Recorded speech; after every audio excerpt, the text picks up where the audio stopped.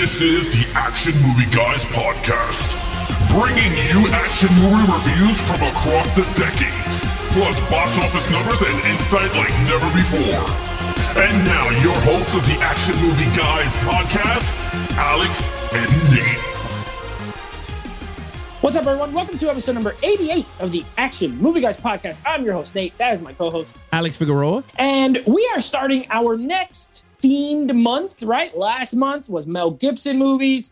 We're in a new month. It's September, and it's time for some disaster movies. Now, Alex, I know that you and I are both fans of the disaster movie genre, so much so that way back in the day, we were talking about doing live shows about ranking some. And so this is almost like a way for us to finally get to talk about some disaster movies. Am I correct in saying you are a fan of this genre? Oh, I love this genre. I mean, we're going to cover it once we return back to the live streams. We're going to give the fans what they wanted, our top list of disasters. But yeah, this is one of my guilty pleasures in film. Absolutely. None of these are Academy Award winners. Nope. All of these are a ton of fun, hopefully. So how we came up with this list, of course, I picked one, Alex picked one, and two of our patrons over on patreon.com/Levels of Geeks, check it out, they picked the other two. So we are starting this week with my pick. That is a little movie from 2015 called San Andreas. Now, Alex, when did you see this? Have you seen this? Do you own it? What's the deal? All right, so this movie, I did see it in the theater with my wife on IMAX. Ooh, that's the way to do it. Yeah, it was amazing in the IMAX theater.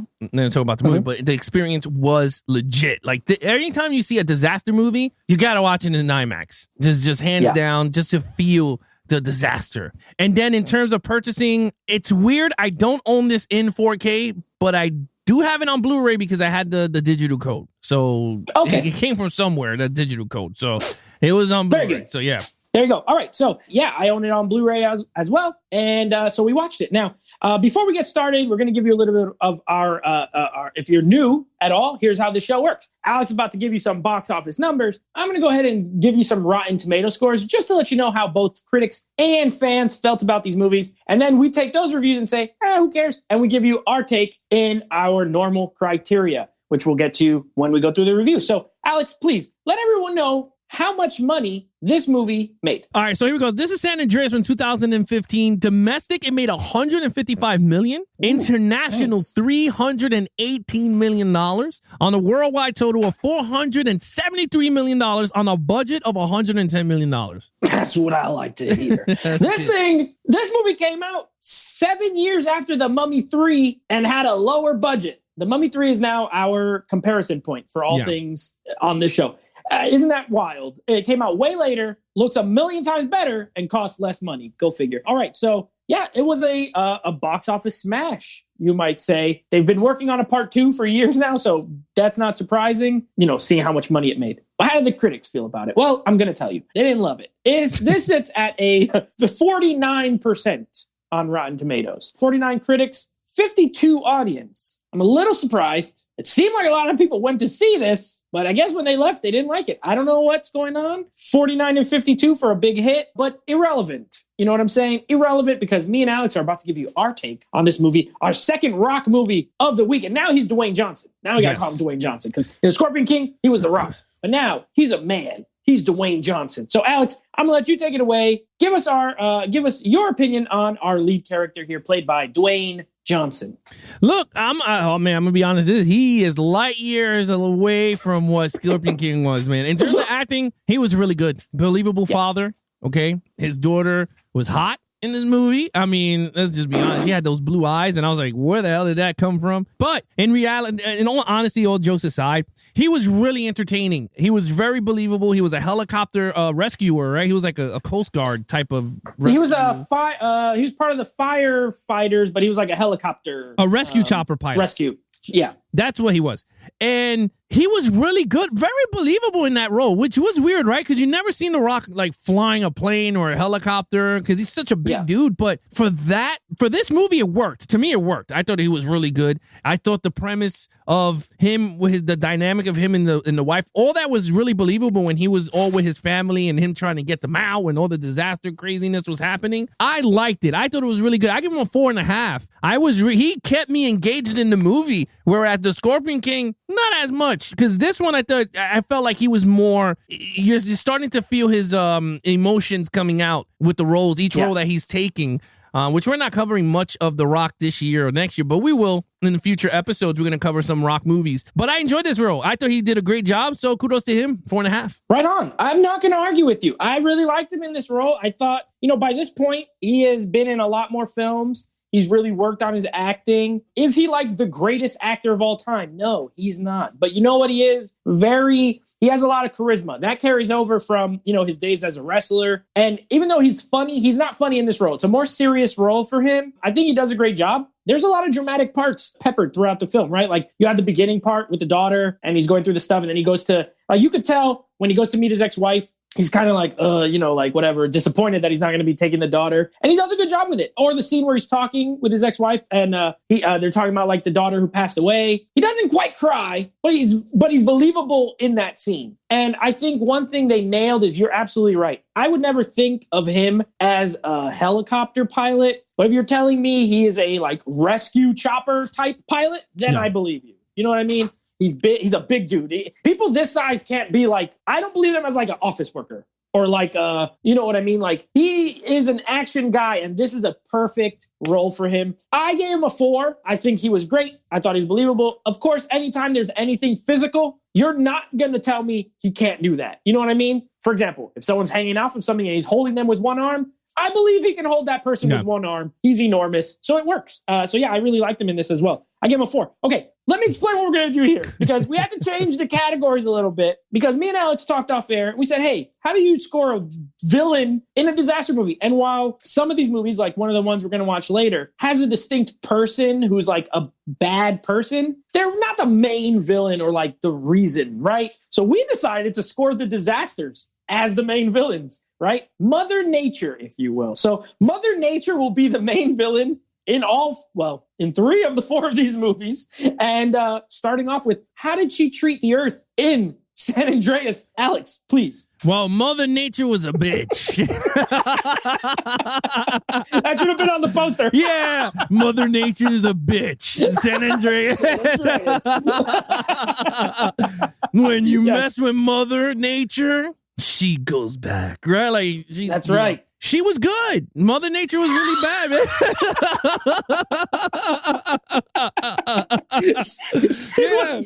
Yeah, Mother Nature was good, man. She was believable. She hit them with some water, right? She threw water at them. She threw some wind. She cut some wind on them, right? She had to cut wind with tornadoes.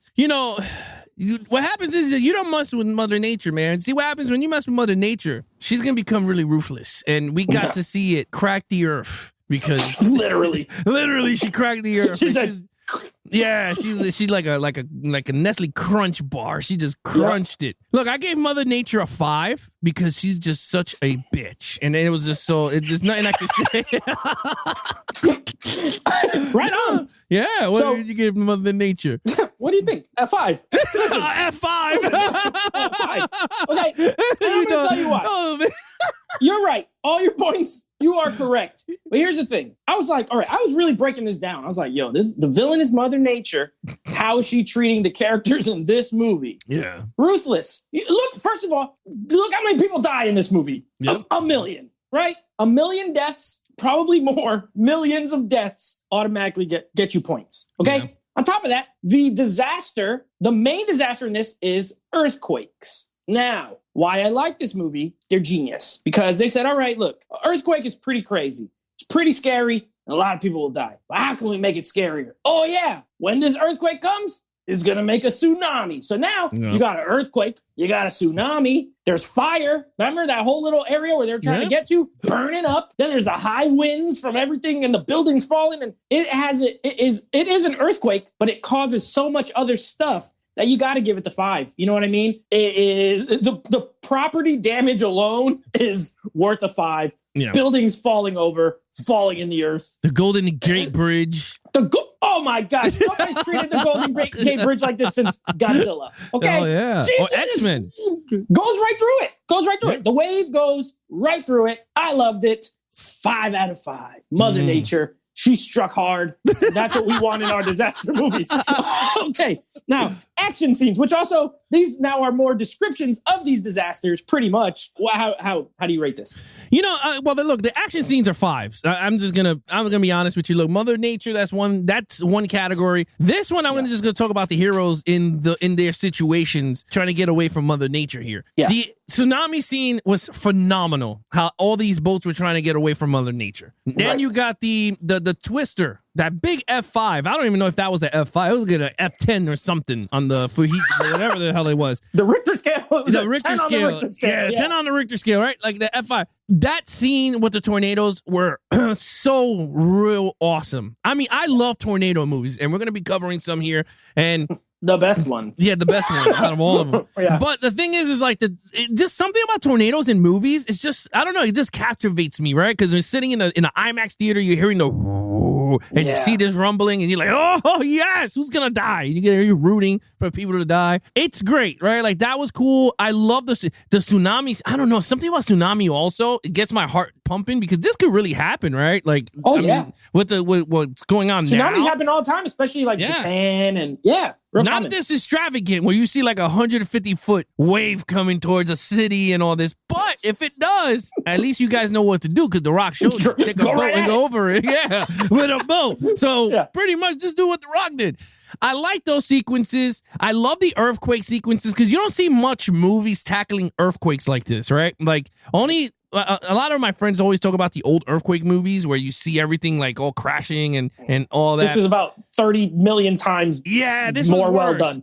Yes, especially with Blake in the car. You see everything, and I thought that was all legit. I thought it was pretty cool. Even the boat scene going through the building while it was collapsing into the ocean. I thought that was all spectacular. Look, I gave it a 5. You won't get an argument from me once again. We're on the same page. I also gave it a 5. And I'll tell you why. The diversity of actual set pieces, I really appreciate it. Because when you have a disaster movie, right, if it's too one-dimensional, it's, you know what I mean? It's not that great. Like, this movie opens with a girl getting knocked off of a cliff by a landslide. So there's another disaster that happens, like a small one. That helicopter scene's very thrilling. It's very tense, right? They got to get the girl. The car starts moving. The guy gets his arm trapped. I love the execution. The part where they're in the building and they're underwater and he's trying to save the daughter. Underwater stuff always makes me like, I feel like I'm drowning when people are drowning. I feel like almost like I hold my breath and then I run out of air. So very uncomfortable, but like the good kind, right? Like that I like watching. So you get like that suspense of the water scenes, a lot of good helicopter stuff. Like when he goes to save his ex-wife and he got to like fly between the buildings as they're coming down. Like it looks awesome. The tsunami scene is awesome. I mean, these are well done and executed scenes. And I got to say, I'm going to put it in action. This movie looks incredible. When you're talking about special effects kind of spectacle movies, this is 6 years old. It looks as good as anything that's coming out right now. I'm being 100% honest. The smoke looks real, which smoke can always look kind of bad when you're doing CGI. The water looks great. All the effects are great. The buildings collapsing look great. You know, we did a 2012 back in the day, the Should You Upgrade? I think this has way better special effects than that film. And that was like a bigger budget than this one, I believe. This one looks incredible. The effects are great. The action scenes are fun. I'm going to also give it a 5. I have no problems with I was having a great time when the stuff was really going down. So, all right, storyline. Storyline, I gave it a 4. I thought the storyline was actually really good. It's very rare. And let me just tell you guys this. It is highly rare that you get a good storyline in a disaster movie. That you actually care for the heroes. You go, wow, this actually makes sense. I mean, the other one that I think it's up here, but we haven't covered it. We will, but I gotta say the day after tomorrow or the day before tomorrow. Day after tomorrow. No, day after tomorrow. Yeah, the day after tomorrow. I think is another excellent story, but I'm not giving you my ranking because we might cover it. But I think this one I gave it a 4 out of 5. I believe the hero storyline. He lost his daughter. He has another daughter, and then it's not. And the thing that I like about the story is that it's not overpowering the disaster point of the movie. You know what I mean? Right. Like, it's not the, oh my God, their conflict is not interfering with what the hell is going on. They put their issues to the side and they got to save each other. They got to get their daughter from this disaster. There's tsunamis and they got to find Blake because I think her name is Blake. And I like that. it's rare. I'm telling you, it's a very rare feat to find a movie that has good storyline in a disaster movie, right? Because there was Hurricane Heist, and that was a piece of crap, right? If you really think about it. Director of Mummy 3, Rob Cohen. And there you go. That's all you had to say. Mummy 3, the movie's going to be horrible. So I gave it a 4. What do you give it? All right. So on that, this is the first one where we're going to depart a little bit. I'm just a little bit under you on the story. I gave it a 3. Mainly because I feel like I do like The Rock's. I like his whole like arc with him, the ex-wife, the daughter, the dead daughter. And I think all those, so first of all, this has a great cast because The Rock does a great job. Carla Gugino as the ex-wife, she's always great and reliable. Paul Giamatti, one of the best actors as the scientist in this movie. I love Paul Giamatti. That's where I feel like it fell a little bit flat for me because I liked his character and I wish they focused more on his storyline as well. Like the predicting of the earthquake stuff. I think they leaned more into the emotional storyline with The Rock and his family and didn't give the same fair balance to the scientific type storyline. Because, these movies usually have a balance of like the family stuff and then like the scientific stuff. And this one dropped the ball with the science stuff for the most part to me. But that's a personal choice because I agree with you. I think The Rock storyline is great. And if that's all there was, then I probably would have gave it a 4 as well. But because they introduced this other stuff, but they don't fully really do much with it, I wanted to see more of it. But I also don't want the movie to be 3 hours. So I'm going to give it a 3. I think it's good. Yeah. But, these disaster movies are not known for their amazing scripts anyway.